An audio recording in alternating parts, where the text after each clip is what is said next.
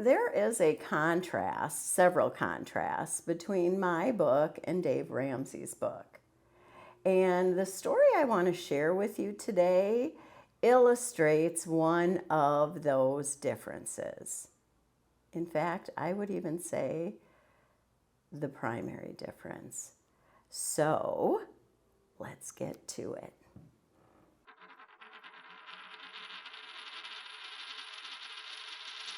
Here. To illustrate that difference, I want you to open up Dave Ramsey's Financial Peace University at page 163. And on that page, it starts the chapter, Buy Only Big Bargains. Can you see that? Yeah. Now, this is the thing. When I was first reading this book and I got to those lines or those words, I thought to myself, why would that bother me? After all, every penny we don't spend gives us an opportunity to save it. And when we save that penny, it can make more pennies, free pennies. So why in the world does that bother me? And then I thought about this. It says only big bargains. Buy only big bargains. And this is the thing. There are times when I, and chances are you too, in fact, I think it's pretty likely you too, we don't always buy the big bargain. In fact, sometimes we feel compelled to spend more than the big bargain. For example, during COVID, did you tip the restaurant workers when you would pick up your takeout more than you normally would? Chances are your response is yes, right? In fact, most of us didn't used to even tip for takeout, but we knew that those restaurant workers were having a hard time because the restaurants weren't operating the way that they had in non-COVID. So many of us started tipping more. How many of you actually shopped at local grocery stores where it might have been more expensive, or local shops so that they might stay open, right? We don't always buy the big bargain because we know that our dollars and our pennies help us do things for ourselves as well as other people. And this is why my book is entitled The Morality of Money. Because yes, we want to be wise and we want to be savvy with our finances, but in my mind, we also want to consider what is moral and just. Back to the book.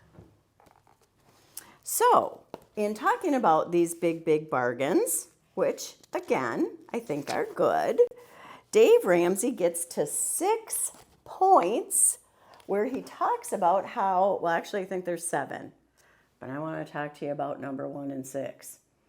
He talks to you about strategies to get these big bargains, and he starts it off with this. Number 1, always tell the truth. There is never enough money to be made or lost on a deal to warrant a lack of integrity. After what I just told you, that sounds good, doesn't it? I mean, that fits with my thoughts about the whole thing. And then he's got another sentence. As a society, we seem to have lost this simple and yet far-reaching and profound principle. Yeah, I 100% agree with that. Now, wait a minute. I'm going to go back on my 100%. It says here, as a society, we seem to have lost. I disagree with that. I don't know if we ever had it. I mean, I don't know if we ever all universally ever have it. I think even if we believe in this sort of structure, there's times that we don't always operate in it. And there's some people who don't even believe in point number 1, right? So, oh, and by the way, that isn't something new.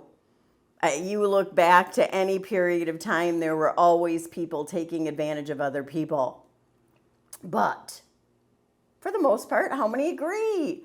We want to tell the truth and act with integrity with our money. Sounds good to me. Which brings us, though, to point number 6. That you find on 169. This is Dave Ramsey's good guy, bad guy example. He's talking about when you're in a negotiation with someone on price. Because after all, you always want to get the best deal. That's what the chapter's about. So it reads like this. Your wife or husband who is not with you should always seem to mean to the other side. My wife would kill me if I took that price. Or, my husband doesn't like it if I come home with a new dress if I didn't get a good buy. You should always use this, and you should always be aware that it is used against you by retailers. They call it the selling position. Essentially, Dave is advocating that you say this to the salesperson, even if your spouse or partner never said those things. And how many agree with me when I say that then is a lie? And that kind of goes against point number 1. Between 1 and 6, we forgot our integrity. And here's another thought that I consider around these financial situations. Every time I'm in a situation like this, I'm entering into an exchange.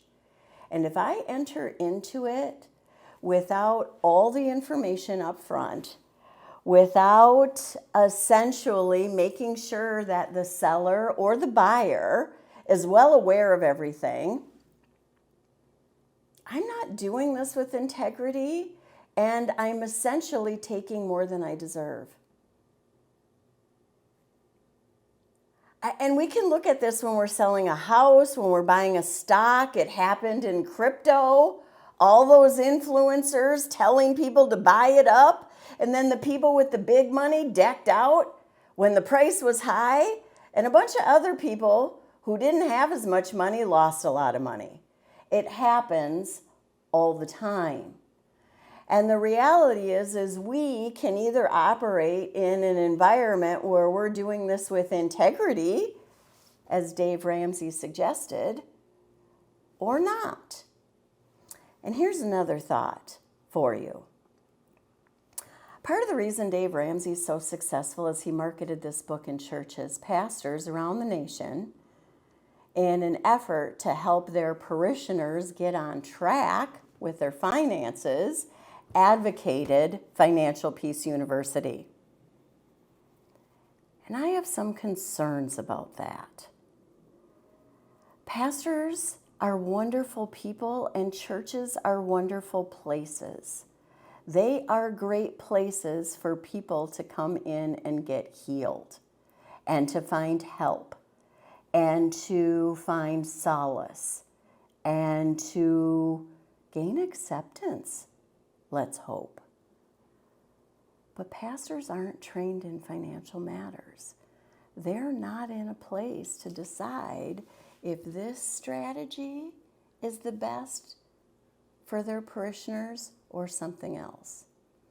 And they also get concerned that there's something else motivating some of the pastors about this book. You see, in this book, there's a lot of scriptures to support the relevant information.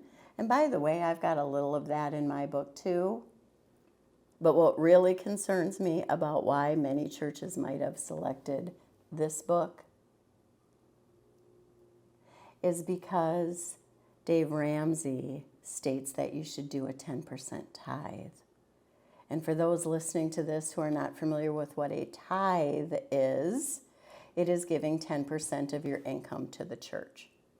Now, I'm not about to tell you whether you should be doing that or not. That is not my job. I can tell you, because I've read the Gospels, all 4 of them from the Bible, Jesus never said that you should do that. That was not the words he ever used. But that does not mean that you shouldn't be doing it. What I do have concerns about is Dave Ramsey telling you that you should, and then churches advocating this plan.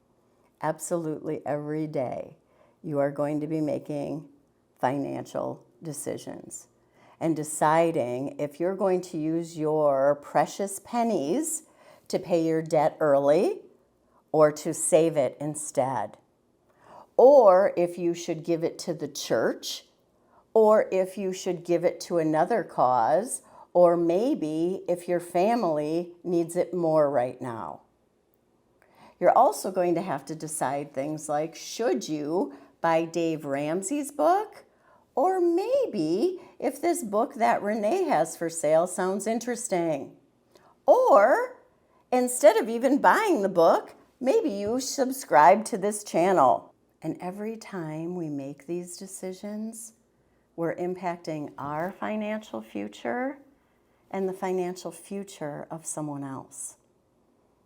And if you think that there's some value in considering the someone else, then I encourage you to subscribe to this channel. If the things that we've talked about here sound interesting to you, please like this video and also offer some comments below. It's my personal belief that the more we start to include the thoughts of other people into our decision making and how I might be able to use these financial rewards to assist my family and other families, possibly, then the better off we all are. And you know what? It actually makes me less fearful. Because if more people feel like that, there's people out there that I can trust and count on. And that's a good thing. So, be fearless and have fun. Talk to you soon.